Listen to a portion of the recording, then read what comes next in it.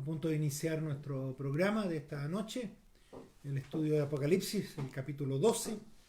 Así que espero que ya algunos se están conectando, así que bienvenidos, un gusto poderles saludar y contentos de poder compartir a través de Zoom también, ya hay algunos conectados, así que estamos muy contentos de transmitir nuevamente nuestro seminario de Apocalipsis. Gracias para todos aquellos que nos envían mensajes, que comentan los mensajes, incluso algunos familiares. Gusto de saludarles y de saber de ellos también. Así que ha sido una linda experiencia esta de predicar a través de las redes sociales. Teníamos la experiencia de haberlo hecho a través de las cámaras, de la televisión Nuevo Tiempo, pero es una experiencia distinta hacerlo a través de las redes sociales.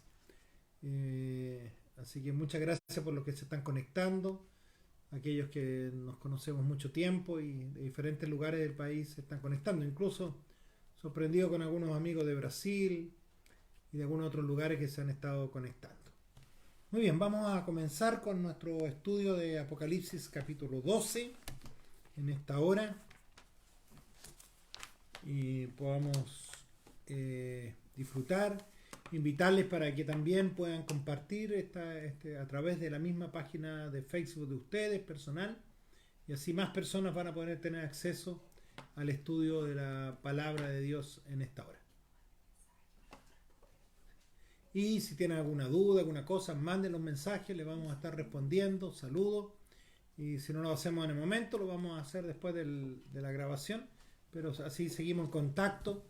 Y también es bueno poner tal vez el dedito para arriba para saber quiénes son los que están conectados. Ya tenemos 12 a esta hora, más los amigos de Zoom. Así que todos ellos bienvenidos. Y siendo ya las 20:01 vamos a comenzar en esta hora con nuestro estudio. En el Apocalipsis capítulo 12 nos toca hoy día. Ya hemos ido avanzando, gracias a Dios.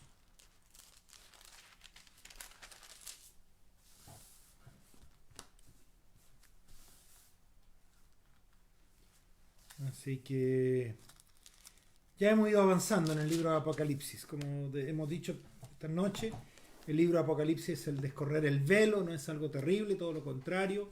Y principalmente nuestro deseo es darle a ustedes la posibilidad de tener esperanza. El libro de Apocalipsis es esperanza para vivir. Y nos comenta así lo que va a suceder para que nosotros no nos pide desprevenidos, podamos estar atentos a lo que va a venir. Así que les invito a que al comenzar nuestro estudio esta noche podamos orar a nuestro Dios y vamos a orar para que Dios nos pueda acompañar. Les invito a orar. Amado Padre, gracias por tu amor y bendiciones, gracias porque podemos estar contigo, porque tú nos diriges y podemos en esta hora, Señor, poder abrir tu palabra y comenzar nuevamente el estudio del Apocalipsis. Ahora al avanzar al capítulo 12 queremos que tú nos ilumines, nos guíes y podamos presentar tu verdad tal cual está en esta palabra preciosa. Dirígenos, guíanos en todo. Por Jesús. Amén. Muy bien, vamos a ir entonces al capítulo 12, la mujer y el dragón. Ya empezamos a aparecer otras bestias que no estaban todavía, y van a empezar a aparecer algunas bestias medias raras, complicadas. Así que esperamos que nosotros podamos entenderlas, y no son bestias para asustarnos, eso lo quiero dejar bien en claro. Las bestias significan poder, significan reinos. No está en el sentido de peyorativo que a veces nosotros usamos como eres una bestia, sino más bien está en el sentido de poderes. Y aquí aparece entonces un poder con esta mujer. Y vamos a ir a leer primero nuestro capítulo 12 y luego, ¿no es cierto?, vamos a irlo analizando a través de nuestro PowerPoint lo que este capítulo nos está diciendo. Y dice así: apareció en el cielo una gran señal, una mujer vestida del sol, con la luna debajo de sus pies, y sobre su cabeza una corona de 2 estrellas. Estaba encinta y gritaba con dolores de parto en la angustia del alumbramiento. Otra señal también apareció en el cielo, un gran dragón escarlata, que tenía 7 cabezas y 10 cuernos, y en sus cabezas tenía 7 diademas. Su cola arrastró la tercera parte de las estrellas del cielo y las arrojó sobre la tierra. Y el dragón se paró frente a la mujer que estaba para dar a luz a fin de devorar a su hijo tan pronto como naciera. Ella dio a luz un hijo varón, que va a regir a todas las naciones con vara de hierro, y su hijo fue arrebatado para Dios y para su trono. La mujer huyó al desierto, donde tenía un lugar preparado por Dios para ser sustentada allí por 1260 días. Entonces hubo una guerra en el cielo. Miguel y sus ángeles luchaban contra el dragón. Luchaban el dragón y sus ángeles, pero no prevalecieron ni se halló ya lugar para ellos en el cielo. Y fue lanzado fuera el dragón, la serpiente antigua, que se llama Diablo y Satanás, el cual engaña al mundo entero. Fue arrojado a la tierra y sus ángeles fueron arrojados con él. Entonces oí una gran voz del cielo que decía: ahora ha venido la salvación, el poder y el reino de nuestro Dios y la autoridad de su Cristo, porque ha sido expulsado el acusador de nuestros hermanos, el que los acusaba delante de nuestro Dios día y noche. Ellos lo han vencido por medio de la sangre del Cordero y de la palabra del testimonio de ellos, que menospreciaron sus vidas hasta la muerte. Por lo cual, alegraos cielos, a los que moráis en ellos. Ay de los moradores de la tierra y del mar, porque el diablo ha descendido a vosotros con grande ira, sabiendo que tiene poco tiempo. Cuando el dragón vio que había sido arrojado a la tierra, persiguió a la mujer que había dado a luz al hijo varón.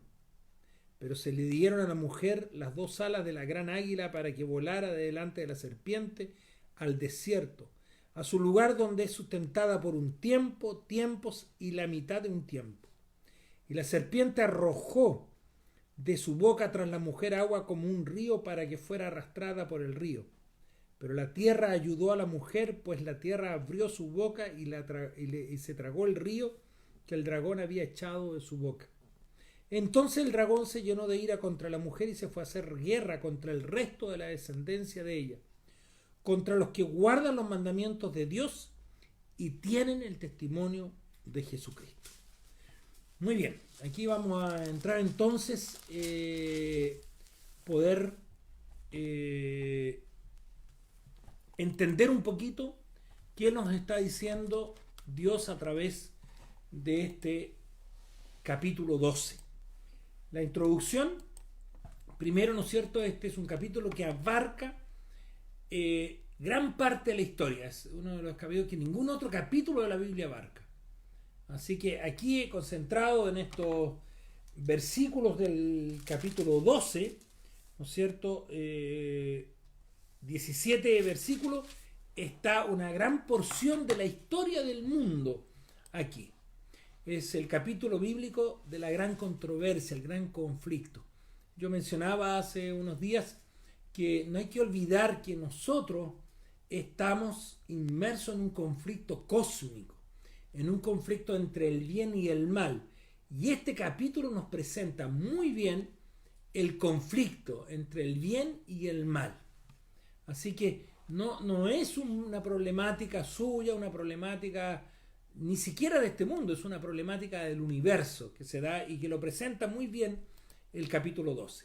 Detalla la salida de Satanás del cielo, pasa a la vida y ministerio de Jesús en la tierra y termina con la iglesia triunfante de Cristo en su segunda venida. Así que abarca bastante, desde que Satanás ¿no es cierto?, se rebela contra Dios en el cielo, y eso es antes de crearse nuestro mundo, nuestro planeta. Así que es bastante abarcante el periodo que este capítulo nos presenta.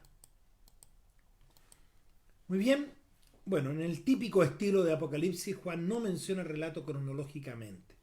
Ya lo hemos presenciado en las trompetas y en los sellos, y presenta una cosa, después aquí hay que ir ordenándolo, y la misma evidencia de la Biblia, el conocimiento, nos va a permitir poder ordenarlo cronológicamente.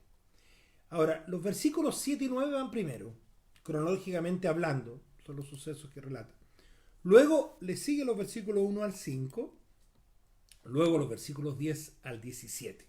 De esta manera deberíamos estar, digamos, si quisiéramos ordenar el capítulo 12 cronológicamente, los versículos 7 y 9 irían primero, luego el 1 al 5 y luego el 10 al 17 los vamos a ver. Muy bien, bosquejo del capítulo ahora, para entenderlo. Primero nos presenta el versículo 1 al 6 el nacimiento de un niño, la salida de Satanás del cielo, los versículos 7 y 9, la gloria de la cruz, los versículos 10 y 12, y la iglesia preservada y bendecida hasta el fin, los versículos 13 al 17. Este es lo que vamos a ver en este orden, ¿no es cierto?, lo que vamos a ver el día de hoy. Muy bien, vamos a la mujer. Aparece en primer lugar una mujer. Bueno, en los símbolos del Apocalipsis hay dos mujeres.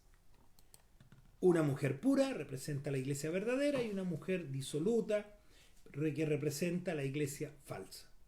Ahora estamos viendo a la mujer pura, que es la mujer vestida de blanco, de sol, ¿no es cierto? Y luego vamos a ver más adelante una mujer de escarlata, ¿no es cierto?, con vino, con cáliz en su mano, etcétera, que representa a las iglesias o los poderes que, diciendo seguir a Dios, la verdad que están en contra de él, ¿no es cierto?, una iglesia falsa. Así que estas dos mujeres van a aparecer en la Biblia. Así que dice que esta mujer no es María. Ella no huyó al desierto durante 1260 años, 1260 días, acuérdense, en profecía va al año. Después también habla de tiempos y medio tiempo, también da 1260 años, así que no podría ser María. Es un símbolo del pueblo de Dios, de la iglesia, que lo revela el contexto, ¿no es cierto? Como vamos a ver enseguida, vamos a ver revelado que es la iglesia que aparece aquí. Representa al pueblo de Dios antes y después de Cristo, es decir, ¿no es cierto?, acompaña a esta mujer al pueblo de Dios completo, tanto del Antiguo como del Nuevo Testamento. No olvidemos que el pueblo de Dios en el Antiguo Testamento era el pueblo israelita, el pueblo judío, que Dios lo transformó en una nación para que la alabara y para que también predicara su mensaje. Y luego, cuando el pueblo judío desechó a Cristo como Mesías, entonces ahora es todo aquel que cree en Cristo, es el pueblo de Dios, y se abrió el abanico a todo el que creyera en Cristo. Cualquiera podría ser parte del pueblo de Dios en el Antiguo Testamento, aceptando al Dios verdadero. Y había muchos quienes se habían, ¿no es cierto?, convertido al judaísmo y eran parte del pueblo judío sin ser de nacimiento judíos. Estaba esa posibilidad. Dios había abierto la posibilidad de ser salvo a todo el mundo, no solo a una nación. Ahora, cuando la nación en sí misma rechaza a Cristo como el Mesías, entonces ahora se abre el abanico a todo aquel que cree en este Dios. Bueno, el momento en que se le enfoca sirve de puente entre las dos dispensaciones, la judía y la cristiana. Por eso habla de un nacimiento, está hablando de que nace un niño. Es cuando Cristo viene a este mundo para cumplir su misión. Y estamos pasando, ¿no es cierto?, del Antiguo al Nuevo Testamento, de la antigua dispensación a la nueva, del momento antes y después de Cristo. Así que esta mujer se presenta en esta dispensación, la judía y la cristiana, entre un puente entre ambas dispensaciones. El resplandor del sol es un símbolo de la gloria de Dios reflejada en el Evangelio. Para algunos la luna es el reflejo del Evangelio en la ley ceremonial, ¿cierto? Que es opacada por el sol después, porque Cristo es el verdadero símbolo. Acuérdense ustedes, lo hemos mencionado muchas veces en este estudio, el Cordero de Dios que quita el pecado del mundo. Y las 12 estrellas que aparecen aquí también es la continuidad del pueblo. 12 hemos hablado que es un número, dicen los entendidos, que resume al pueblo de Dios. Por eso 12 tribus y 12 apóstoles. Entonces se refiere. Y la ciudad santa, la Nueva Jerusalén, tendrá 12 puertas. Entonces está refiriéndose al número 12 como el número del pueblo de Dios. Muy bien. Ahora aparece en el escenario un personaje, el dragón escarlata. Esto aquí hay una representación de él. Ahora, ¿a quién representa? El versículo 9, ¿no es cierto? Representa que es Satanás y por extensión el Imperio Romano. Todo el poder que simboliza que detrás de ese poder está Satanás. Y representa entonces a Satanás. Se le describe con 7 cabezas, naciones o poderes que a través de la historia Satanás ha usado para ir en contra del pueblo de Dios. Y los 10 cuernos es la referencia a las 10 divisiones que el Imperio Romano tiene en Occidente después de su caída. Así que por eso podemos concluir que estando Satanás aquí, es este poder enemigo de Dios que ahora es representado por Roma, no olvidemos, que es la que crucifica a Cristo finalmente y la que persigue a la iglesia cristiana. Pero aquí agrega un detalle bastante interesante, que en su cola dice que arrastraba la tercera parte de las estrellas. Ahora, aquí en el Apocalipsis, varias veces, en el capítulo 1:20 y en el 12:9, habla de las estrellas como los ángeles. Entonces, aquí este dragón también, su acción, por eso lo representa, dice Satanás, su acción está involucrando al cielo mismo. No solo sus acciones aquí en la tierra, con poderes terrenales, sino que es un poder que comienza a revelarse en el reino de los cielos. Ahora, la tercera parte de los ángeles del cielo fueron echados con Satanás del cielo por su rebelión contra Dios. Ahora, es una buena, un tercio es grande, pero yo siempre hago esta reflexión, digo, es verdad que un tercio fue echado con Satanás, es decir, fue expulsado y están con Satanás, pero hay 2 tercios con Dios. ¿Qué es más, un tercio o 2 tercios? 2 tercios, por supuesto. Entonces, son más los que están con Dios que contra Dios.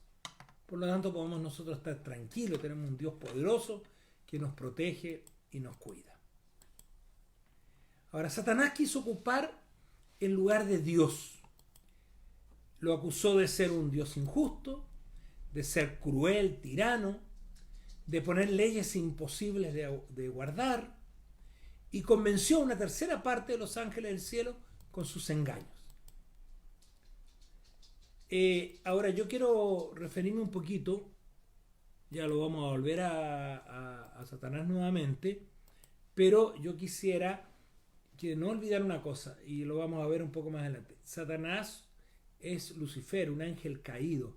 No es el que pintan de un tenedor vestido de rojo y que está allí y cosiendo alguno en el infierno. Ese Satanás no existe. El diablo, ese es un mito que el diablo mismo ha inventado para que la gente no crea en él. Pero es un ángel caído que se rebeló contra Dios. Y ya vamos a ver algunas características. Vayamos entonces al hijo varón, ahora que aparece en los versículos 4 y 5. Este hijo que está naciendo de la mujer, ¿no es cierto?, no es otro que Cristo Jesús. Satanás trató siempre de destruirlo, de matarlo, de eliminarlo, de tentarlo desde su nacimiento. No olvidemos que cuando nace Jesús se hace la persecución a Belén sobre los hijos, ¿no es cierto?, menores de 2 años, los bebés, y mueren, y por eso José y María tienen que escapar hacia Egipto. Luego, varias veces Satanás tienta a Jesús para que no cumpla su ministerio. Por eso cuando Pedro le dice, él cuenta que va a ir al sacrificio, Pedro le dice, no, yo no quiero que vayas, no puedes tú morir. Y Jesús se refiere a Pedro y le dicen, apártate de mí, Satanás, porque está siendo usado por el diablo para que Cristo no cumpla su misión. El diablo tentó a Jesús allí en el desierto para que Jesús dudara que era el Hijo de Dios, para que invalidara la palabra. Por eso Cristo le contesta, le dice, escrito está. Varias tentaciones, incluso cuando iba a entregarse su vida allí en el Getsemaní, él oró a Dios y le dice, Padre, si es posible, pase de mí esta copa. Cristo tuvo una gran tentación, la gran tentación de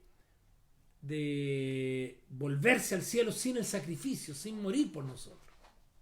Y podría haberlo hecho, pero hubiéramos quedado nosotros perdidos para el resto, para la eternidad. Pero Jesús decidió y dice, no se haga mi voluntad sino la tuya. Pero estuvo tentado Jesús. Satanás en todo momento trató de destruir el ministerio de Jesús, que Jesús no cumpliera su misión para la cual vino a esta tierra. Pero Jesús triunfó, no cometió un solo pecado, murió, pero resucitó y ascendió al cielo para estar con su Padre.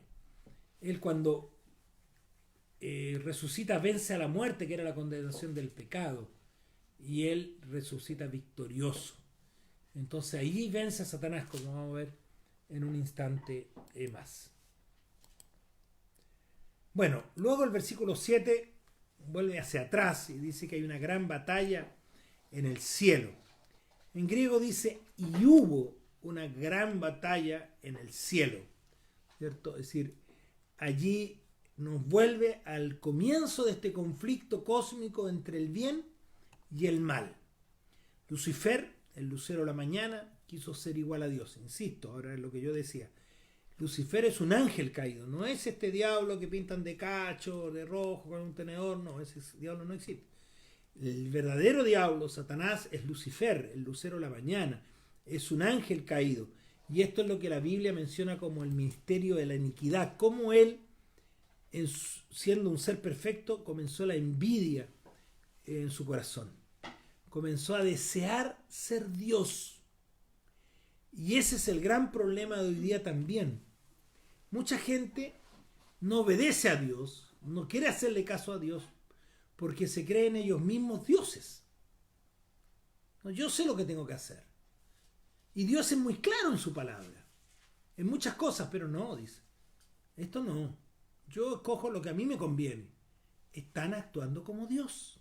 Lo mismo que quiso ser Satanás.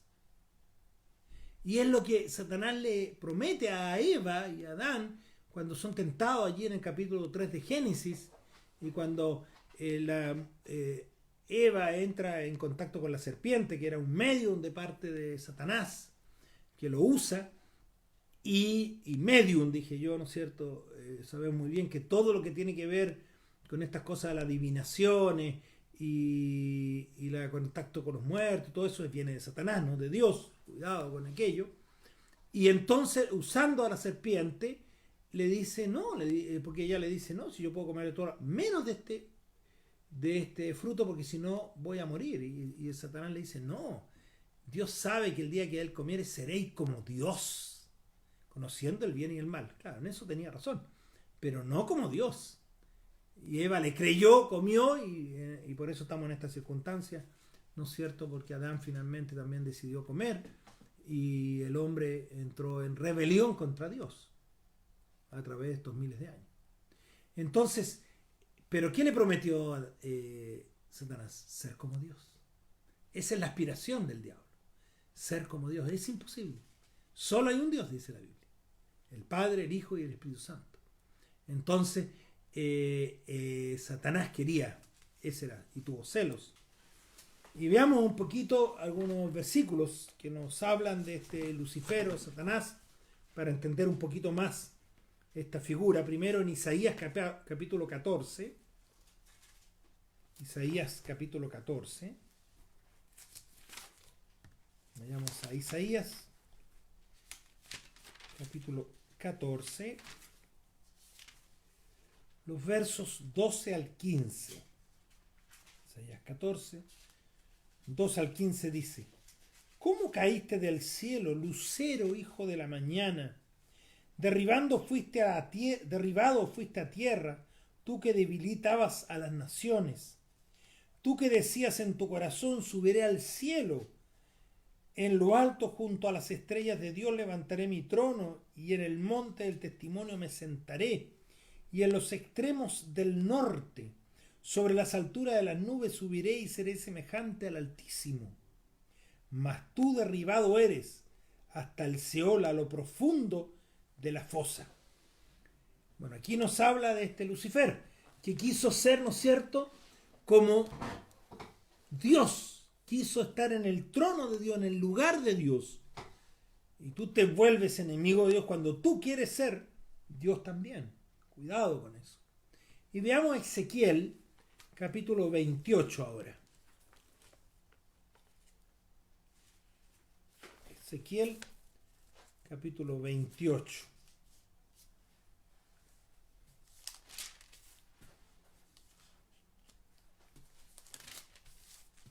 Ezequiel, capítulo 28, perdón.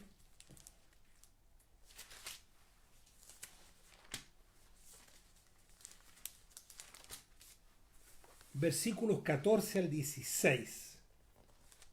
Dice aquí la palabra de Dios: Tú, querubín grande, protector, yo te puse en el santo monte de Dios.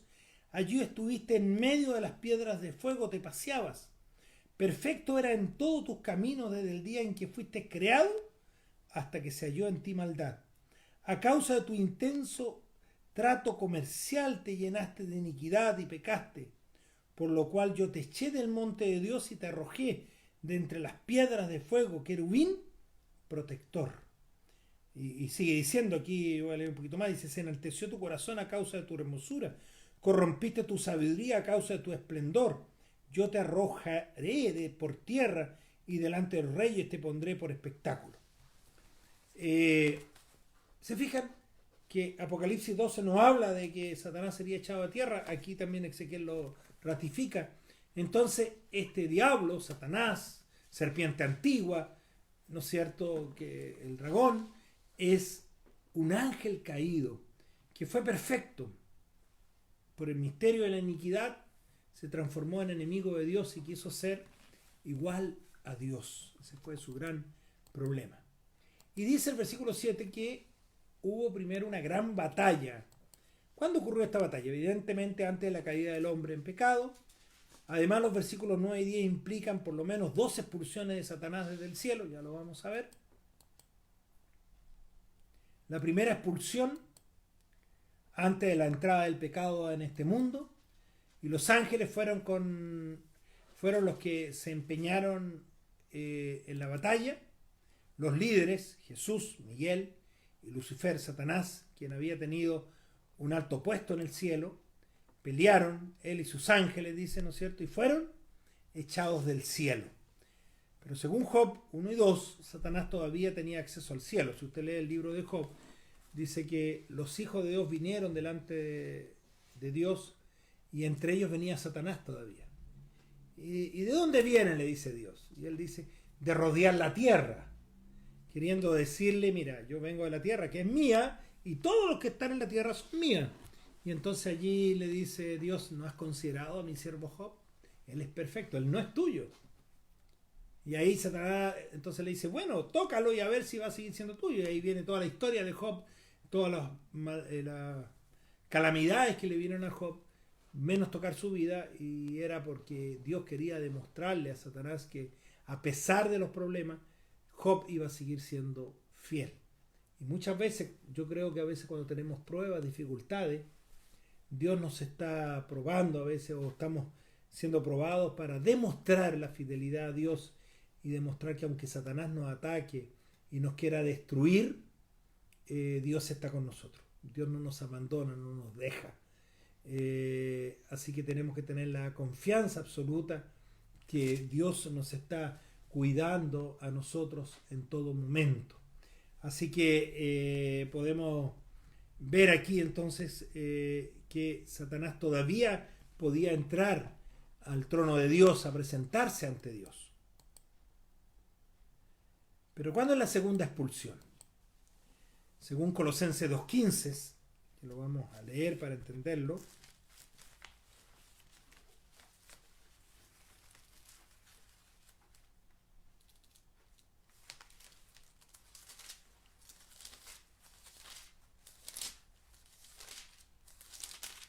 Colosenses 2:15 dice: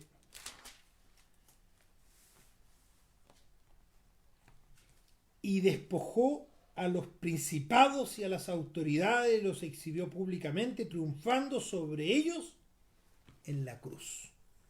¿Quiénes son, no es cierto, estos principados y autoridades? Satanás mismo. Entonces, Cristo los vence definitivamente en la cruz.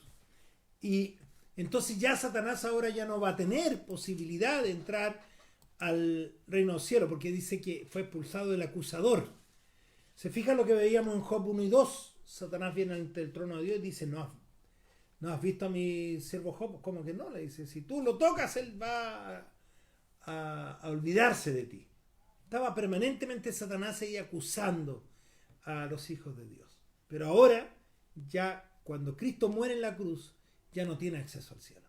Ya no puede. ¿Por qué? Porque ahora Cristo es el que, ¿no es cierto?, nos representa, y Él, aquellos que le hemos aceptado como su Salvador, nos presenta como salvos. Ya Satanás no tiene nada que hacer.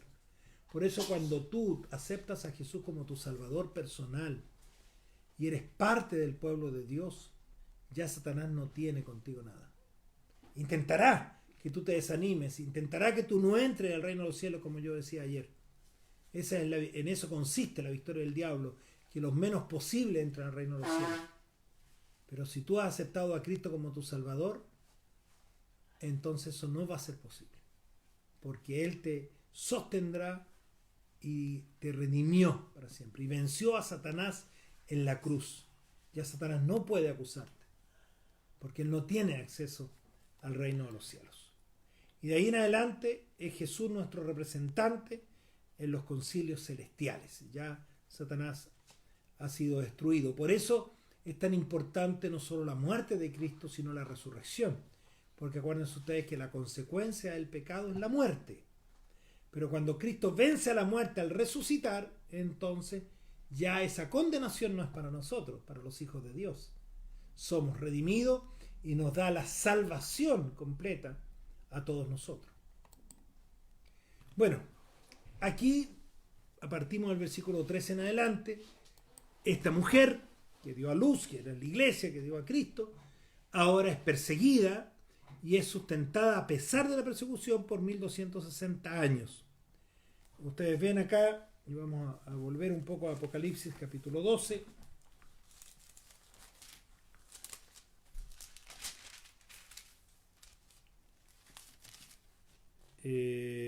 Y no es cierto, bueno, finalmente lo vencieron, y dice: por lo cual alegraos cielos y los moradores de ellos, hay de los moradores de la tierra y del mar, porque el diablo ha descendido a vosotros con gran ira, sabiendo que tiene poco tiempo. Quiero reflexionar antes de hablar de la iglesia, reflexionar que aquí en la tierra está Satanás y sus huestes, que intentará tratar de desviar nuestra mente. Y saben, en la mayor estrategia del diablo, lo vamos a ver hacia el final del capítulo, no es que tú reniegues contra Dios. Él trata de que tú sigas creyendo en Dios, pero que no obedezcas a Dios. Satanás está intentando que tú, ¿no es cierto?, sigas a Dios, pero no le obedezcas. Creas en Dios, pero no le obedezcas. Y ahí aparecen los muchos cristianos que dicen: yo soy cristiano, soy católico, evangélico, adventista, esto, lo otro, pero a mi manera, no a la manera de Dios. Eso es lo que Satanás intenta. Que tú seas un cristiano a tu pinta. ¿Se acuerdan del mensaje de la iglesia de la Odisea? La séptima iglesia. Que dice: tú crees que eres superior, que tienes todo, y eres un pobre ciego, ¿no es cierto?, desventurado. Eso es lo que Satanás quiere que tú creas, que estás bien, porque no le haces mal a nadie, porque vas a una iglesia, porque haces esto, haces lo otro. Y no es la forma. Acuérdense anoche cuando leíamos Mateo capítulo 7, cuando Jesús decía, no todo el que me dice Señor entrará en los cielos, sino el que hace la voluntad de mi Padre que está en los cielos. Esto es importante. Satanás nos trata de engañar. Estamos en una lucha esta mañana, para quienes estuvieron en el sermón de esta mañana, hablábamos de poner toda la armadura de Dios, porque tenemos una gran lucha, batalla, no contra sangre, sino contra las huestes enemigas de Dios. Satanás y los ángeles satánicos están en este mundo y van a tratar de desviarnos y hacernos creer cosas. Por eso es importante que tú estudies la Biblia. Por eso es importante estudiar el Apocalipsis. Para que al conocer no seas engañado. No creas en lo que yo digo, cree en lo que la palabra de Dios dice. Por eso te invito a estudiar la Biblia. A mí no me interesa que te hagas adventista, a mí me interesa que conozcas la Biblia. Y luego, cuando conoces la Biblia, tú sabrás cuál será la iglesia remanente, la iglesia verdad, a donde tú vas a estar. Sin ser engañado. Satanás, sus huestes están aquí para engañarnos. Acuérdate, la intención de Satanás es que lo menos posible entre en el reino de los cielos.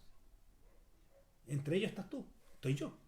Por eso debemos consagrarnos de tal manera a Dios, para que no nos vayamos a ser engañados por Satanás. Muy bien, entonces esta iglesia ahora es sustentada, dice el versículo 13, cuando el dragón vio que había sido arrojado a la tierra, persiguió a la mujer que había dado a luz al hijo, varón, la iglesia, pero se le dieron a la mujer las dos alas de la gran águila para que volara delante de la serpiente al desierto, a un lugar donde sustentaba por un tiempo, tiempos y la mitad de un tiempo. Nuevamente aparece los 1260 años, que ya hemos hablado, que está en Apocalipsis también, perdón, en Daniel, y que nos habla que es el tiempo de la supremacía de la Iglesia Popular entre el 538 y el 1798, donde no solo tenía el poder religioso, sino también el poder político, y persiguió a aquellos cristianos que querían realizar o hacer o vivir de acuerdo a la verdad. Así que el río aquí es una referencia a la persecución contra los fieles de Dios. Se usó al Imperio Romano primero, luego las grandes cruzadas y persecuciones que hubieron, torturas a través de la Inquisición, etcétera, para todos aquellos que querían obedecer a Dios de acuerdo a la verdad de la palabra. Y la mujer huía al desierto, dice. Bueno, aquí hay varias interpretaciones. Algunos dicen que, ¿no es cierto?, el desierto son lugares escondidos donde estuvieron los cristianos, en cavernas, en montes. Pero también hay algunos hechos que ayudaron a la mujer. El descubrimiento de América. A América viajaron muchos perseguidos por la Iglesia Popular, aunque la Iglesia también llegó acá, pero también fueron perseguidos. Y Estados Unidos, por ejemplo, se forma como una nación libertaria, de libertad para huir de la persecución religiosa, tanto protestante como católica, y por eso en su constitución, que el hombre es libre, dice la constitución de Estados Unidos, que el hombre es libre de creer en lo que quiera, y por eso en Estados Unidos hay iglesias cristianas, cualquier religión puede establecerse, pero también está, por ejemplo, la iglesia de Satanás, porque el hombre es libre de creer en lo que quiere, cuidando de que nuevamente el poder político no volviera a ser un oprobio hacia la iglesia. Pero vamos a ver que lamentablemente igual va a ser usado. Ya eso lo vamos a estudiar mañana. También la reforma protestante fue otro hecho que ayudaron a la mujer, a la iglesia, ¿no es cierto? Cuando surge la reforma, hablando de la justificación por la fe principalmente, y algunas otras cosas en contra de lo que hasta ese momento había enseñado la Iglesia Popular, la Iglesia Católica. Y esto es lo que dice la historia, lo que coincide. Si tú estudias detenidamente el cuaderno pequeño de Daniel capítulo 7 y capítulo 8, no hay otro poder, lamentablemente.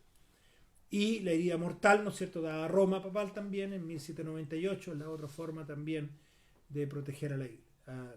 Ahora dice que la tierra ayudó a la mujer. Bueno, la tierra ayudaba mucho también, algunos dicen que serían los descubrimientos arqueológicos, que también han ayudado para refrendar lo que la Biblia dice y darle credibilidad histórica y científica a la Biblia también.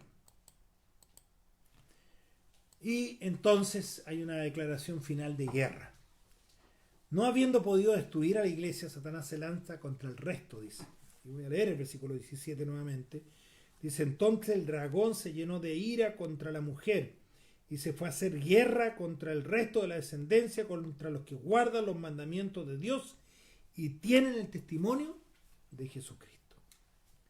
Y aquí aparecen dos características bastante interesantes, ¿no es cierto? Contra el resto, el remanente. ¿Y por qué esa ira? Porque guardan los mandamientos de Dios, ¿no es cierto?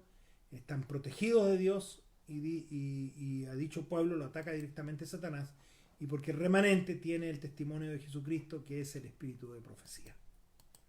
Entonces la iglesia remanente, o la iglesia verdadera, si tú quisieras llamar, tiene algunas características. Nace en un momento indicado. Es una iglesia que nace después de la persecución de los 1260 años.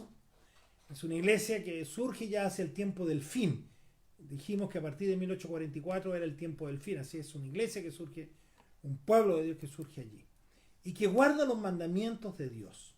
¿Cuáles son los mandamientos? Como están en Éxodo 20. Si quieren podemos ir a Éxodo 20, los invito.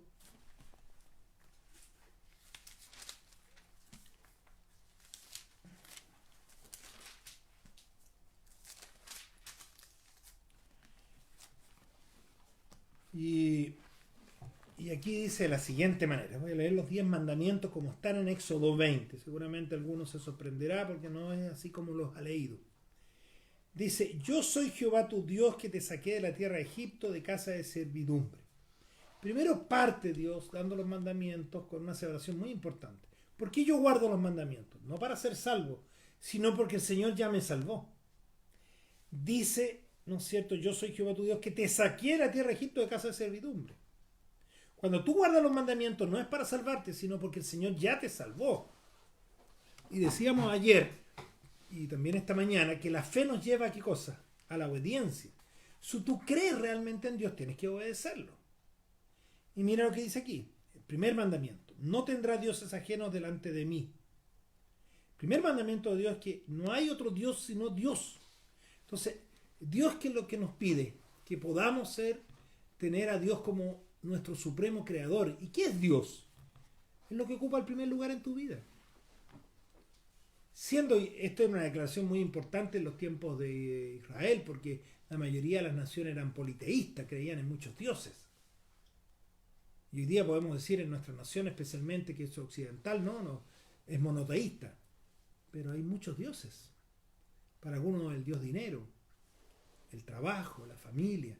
Lo que ocupa el primer lugar en tu vida, ese es tu Dios. Y muchas veces dejamos de obedecer a Dios para no ir en contra de alguno de aquellos dioses que tenemos.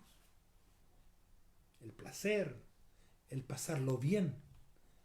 Hay que vivir esta vida, después de esta vida no hay otra, dice mucha gente. Ese es su Dios. Y la Biblia, en claro, el mandamiento dice, no tendrás dioses ajenos. El segundo mandamiento, que en el catecismo católico, si tú lees los mandamientos allí, es eliminado, no aparece el versículo 4 dice, no te harás imagen ni ninguna semejanza de lo que está arriba en el cielo, ni debajo de la tierra, ni en las aguas debajo de la tierra. No te inclinarás a ella ni las honrarás, porque yo soy Jehová tu Dios, fuerte, celoso, que visito la maldad de los padres sobre los hijos hasta la tercera y cuarta generación de los que me aborrecen, y hago misericordia por millares a los que me aman y guardan mis mandamientos. Entonces aquí el Señor nos dice que no debemos tener imágenes de nada de lo que está en el cielo, ni abajo, ni nada. Y cuando tú adoras esa imagen, y ya sea los santos, ya sea algo de Dios, está faltando este mandamiento. ¿Por qué? Porque Dios quiere una adoración directa a Él. No a imágenes, sino que quiere una dirección directa, una relación directa con Él. Entonces mucha gente hoy día dice, no, yo voy a través de la Virgen María, voy a través de los santos para Dios. ¿Por qué? ¿Dios es tan malo que necesita intermediarios para que yo llegue a Él? y necesito intermediarios para que le digan a Dios, Diosito, Edgar, no es tan malo, perdona si no es tan malo. Si Dios es amor, Dios envió a su Hijo para morir por nosotros. ¿Necesito de intermediarios? No. Por eso no debo adorar imágenes, porque los intermediarios no los necesito. En tercer lugar, que pasa a ser el segundo mandamiento en el catecismo católico, no tomarás el nombre de Jehová tu Dios en vano, porque no dará por inocente Jehová al que tome su nombre en vano. ¿Qué nos está diciendo aquí? Queremos respetar el nombre de Dios. ¿Y qué es tomar el nombre de Dios en vano? Cuando tú dices ser cristiano y no vives como cristiano. Eso es tomar el nombre de Dios en vano. Cuando tú no obedeces a Dios. Dices, no, si Dios es muy importante, yo creo en Dios, yo no le hago mal a nadie, yo creo... Pero cuando digo, oye, hay que obedecer esto, dice Dios, no, es que ahí hasta ahí llegó. Entonces estás tomando el nombre de Dios en vano. Esto está en los mandamientos. Y los mandamientos no olvidemos. Es lo único que está en la Biblia que fue escrito con el dedo de Dios.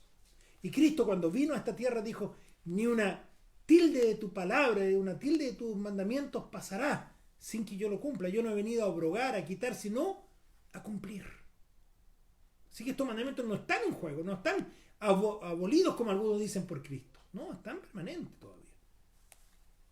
El cuarto mandamiento, que pasa a ser el tercero, que dice santificar la fiesta, pero aquí la palabra de Dios dice otra cosa. Acuérdate del sábado para santificarlo. 6 días trabajarás y harás toda tu obra.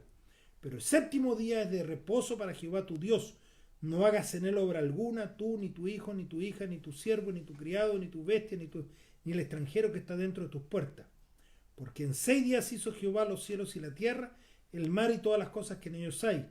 Y reposó en el séptimo día, por tanto Jehová bendijo el sábado y lo santificó. En los mandamientos está dado que debemos guardar el séptimo día, que es el sábado. Ese día lo separó para estar con él. ¿Por qué? Porque él es el creador. Y cuando dejamos de guardar el sábado como día de guardar, entonces no aceptamos a Dios como creador. Y empiezan estas teorías de que venimos del mono, de la Big Bang y de todo esto, porque no aceptamos a Dios como creador. Porque dejamos de guardar el verdadero día de reposo. ¿Por qué Dios determinó el sábado? Porque era el último día de la semana. ¿Y por qué Él puede determinar el día que Él estime? Pero Él lo determinó y está en su mandamiento. Ya voy a hacer otra reflexión un poquito más adelante. Luego, el quinto mandamiento dice, honra a tu padre y a tu madre para que tus días se alarguen en la tierra que Jehová tu Dios te da. El honrar, el preocuparnos, el amar a nuestros padres es parte de los mandamientos. Cuando nosotros no respetamos a nuestros padres, estamos faltando a un mandamiento. El sexto mandamiento, que en el Catecismo Católico es el quinto, no matarás. Y aquí es bien claro, no solo no asesinar a otro, Cristo lo amplía y dice que aquel que llama fato a su hermano ya es un asesino. O cuando nosotros matamos nuestro cuerpo y no lo cuidamos, cuando entramos sustancias a nuestro organismo que dañan nuestro organismo, también estamos faltando a este mandamiento. No cometerás adulterio, ¿no es cierto? Aquí Dios nos deja claro, el sexo es una bendición que dejó Dios, pero para dentro del matrimonio. Ni antes del matrimonio, ni fuera del matrimonio. Es para dentro del matrimonio. Porque es una bendición para el esposo y la esposa. Y esto es entre un hombre y una mujer, perdonando a los que no les guste. Así la Biblia lo habla, eso es matrimonio para Dios. Creó a Adán y Eva, hombre y mujer, y serían una sola carne. Cuando no hacemos esto, estamos faltando a este mandamiento. No hurtarás, no robarás, no tomarás lo que no es tuyo. El octavo, que para el catecismo es el séptimo. El noveno, no dirás contra tu prójimo falso testimonio. Es decir, no mentirás. Y aquí no hay mentiras blancas y mentiras negras, son todas negras. Por eso tu actuar sea sí o no, dice la Biblia. No debemos tratar de encubrir la verdad, no, debemos ser honestos. Por eso nuestro actuar debe ser de tal manera que no tengamos que estar mintiendo para encubrirlo. Y en esto nadie está libre.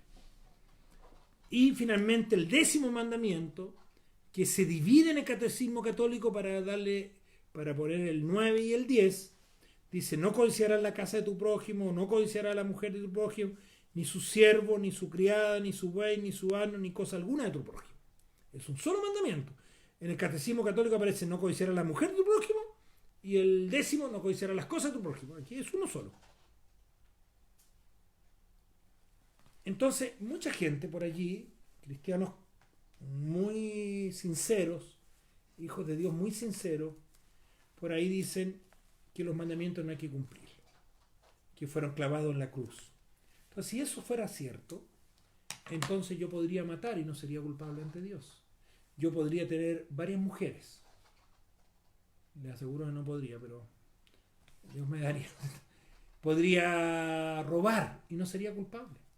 Claro, algunos me dicen, no, que los cristianos no hacemos eso. Los cristianos no hacemos ninguna cosa de los 10 mandamientos. Ahora, que pecamos, sí, a veces mentimos, a veces podemos equivocarnos. Y ahí el Señor nos perdona, no somos perfectos. Ningún cristiano es perfecto hasta que no llevemos a Cristo. Pero Él nos perdona, Él nos ama. Pero cuando nos arrepentimos y pedimos perdón. Entonces, aquí están los 10 mandamientos. Entonces, ¿qué dice? Que aquella iglesia remanente, aquellos fieles de Dios, a los cuales persigue Satanás, son los que guardan los mandamientos de Dios. Aquí están. Tu decisión debe ser guardarlo. Que de repente te equivoques y caigas, está bien. Dios te perdona si te arrepientes y pides perdón. Pero el Señor quiere que guardes los mandamientos. No digas, no, ya están pasados de moda, ya no es, la mayoría hace otra cosa. No, los mandamientos no cambian, porque fueron escritos con el dedo de Dios. Y dice que el remanente será aquel que guarda los mandamientos y que tiene el testimonio de Jesús. Y en el Apocalipsis 19:10, lo podemos aprovechar de leer, da un poquito más específico, 19:10, dice: yo me postré a sus pies para adorarlo, pero él me dijo, mira, no lo hagas, yo soy consiervo tuyo y de tus hermanos que mantienen el testimonio de Jesús. Adora a Dios. El testimonio de Jesús es el espíritu de la profecía. El testimonio de Jesús está ¿dónde? En la Biblia y en los profetas, en aquellos que el Señor le ha dado el tener visiones y sueños y poder predicar su palabra, quienes escribieron la mayoría profetas en la Biblia. Y también el Señor, dice la Biblia, levantará en el tiempo final profetas que hablen la palabra de Dios. Pero cuidado, acuérdense que Jesús dice que muchos vendrán en mi nombre, que muchos vendrán falsos profetas. ¿Cuál es una característica de un profeta? Que diga la verdad. Que guarde los mandamientos. Si no guarda los mandamientos, no puede ser profeta de Dios. ¿Cómo va a ser profeta de Dios si no guarda los mandamientos? Porque la característica de los hijos de Dios es que guardan los mandamientos y tienen el testimonio de Jesús. Sí, el Señor va a levantar nuevos profetas. Ya levantado en nuestro tiempo. Pero tienen que decir conforme a la ley y al testimonio, dice la Biblia. Si no, no le podemos creer. Entonces, lo primero que yo me pregunto, este profeta que viene a hablar de, ¿guarda los mandamientos? ¿Guarda el cuarto del sábado? Ah, no. Entonces no puedo creer. Perdone que sea tan tal. Por eso nosotros guardamos el sábado como día de reposo. Porque están los mandamientos de Dios. Es la señal. ¿Se acuerdan ustedes que el otro día veíamos 3 señales que habían? Y una de ellas era el sábado. La otra el Espíritu Santo. Y el sello que finalmente pondrá sobre la frente de aquellos fieles hijos de Dios cuando estén en pie, cuando Cristo venga. El Señor es el que ordena esto. No yo. Es su palabra. Puede ser que para alguien esta noche le está resultando un poco chocante lo que estoy diciendo. Pero es la palabra, es lo que Dios dice. Yo no te puedo engañar. Y cualquiera que dice lo contrario está engañándote. Está siendo utilizado por Satanás para engañarte. No se olviden, Satanás fue arrojado a la tierra para engañarnos. Y engañará a grandes multitudes, dice la Biblia. Ya iremos estudiando eso. Así que yo te animo a poder ser fiel a este Dios. ¿A qué nos invita Jesús hoy? A que te unas al pueblo en este tiempo, a su pueblo en el tiempo del fin. En la iglesia que guarda los mandamientos de Dios y tiene el testimonio de Jesucristo. El testimonio de Jesús es el espíritu profecía, es lo que la palabra nos dice. Por lo tanto, te invito a unirte a ese remanente. Ese remanente que va a ser, que es fiel y que ha sido fiel siempre. Siempre Dios tuvo un remanente.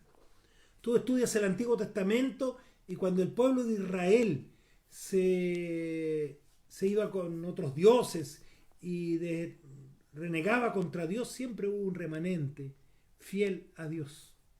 Incluso Elías en un momento dice: Señor, yo estoy solo aquí, nadie te sigue. Y el Señor dice: no, le dice, hay más de 7.000 rodillas que no se han doblado sobre Baal. Había un gran contingente que era el remanente de Dios. Dios siempre ha existido, ha tenido su remanente. Y ese remanente es el que tiene que levantarse en el tiempo del fin y buscar a Dios de corazón para no ser engañado por Satanás. Esta es la gran historia de la iglesia, la historia del pueblo de Dios, que comienza lamentablemente con una rebelión en el cielo, que viene aquí a la tierra y le hacemos caso. Pero ese mismo pueblo que se rebeló contra Dios ha sido redimido en la cruz por Cristo.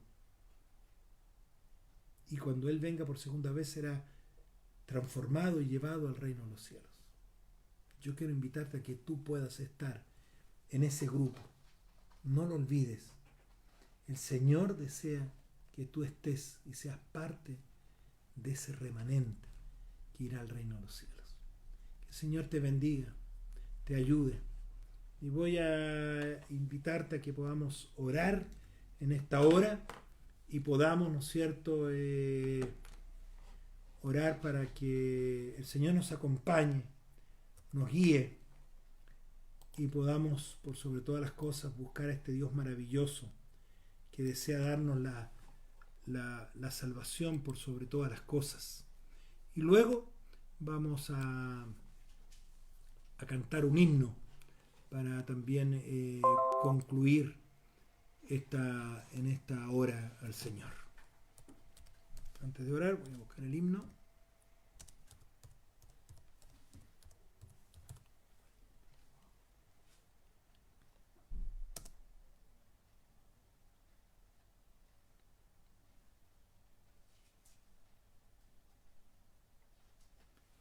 Iglesia de Cristo. Muy bien, vamos a orar para que el Señor nos acompañe. Amado Dios, te damos gracias por tu amor y bendiciones. Te agradecemos por esta hora, de haber estudiado tu palabra, de poder juntos ir a tu trono. Y muchos en esta hora, Señor, también estamos orando por aquellos enfermos de coronavirus, esta plaga que ha venido al mundo y que nos quiere destruir, pero tú sostendrás a tus hijos, Señor. Te pido por tu pueblo, te pido por las familias, por aquellos que están en dificultades, que tú les puedas cuidar y acompañar. Pero por sobre todas las cosas, ayúdanos a entender tu palabra, a ponerla en práctica en nuestra vida, para ser parte del remanente que tú vendrás a buscar y que nos llevarás al reino de los cielos. Ayúdanos por la fe a obedecerte, a ser fiel a ti, Señor, y a ser parte de ese pueblo que irá al reino de los cielos. Transforma tú nuestra vida y acompáñanos. Te lo pedimos por Jesús, nuestro Salvador. Amén. Muy bien, vamos entonces a cantar el himno 529, que juntos podamos cantar para concluir en esta hora.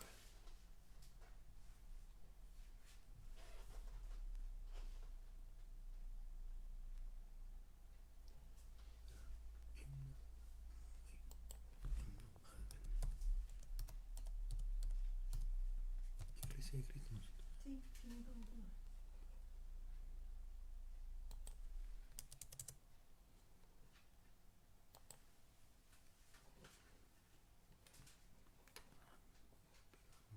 Perdón que tuve un pequeño lapsus aquí, ahora sí.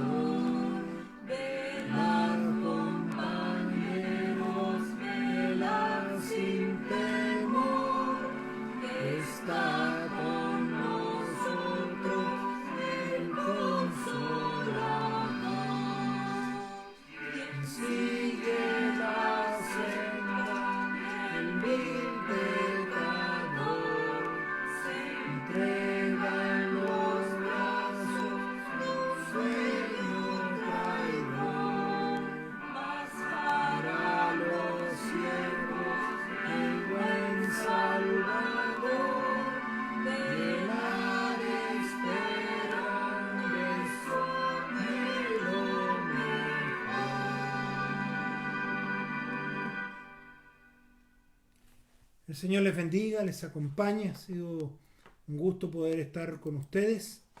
Y nos vemos mañana entonces a las 20 horas para el capítulo 13 de Apocalipsis. Inviten a sus amigos, a sus familiares y nos encontramos mañana. Que el Señor les bendiga. Pueden hacer preguntas a través del Facebook, a nuestro WhatsApp. Que el Señor lo acompañe y les bendiga. Nos vemos mañana.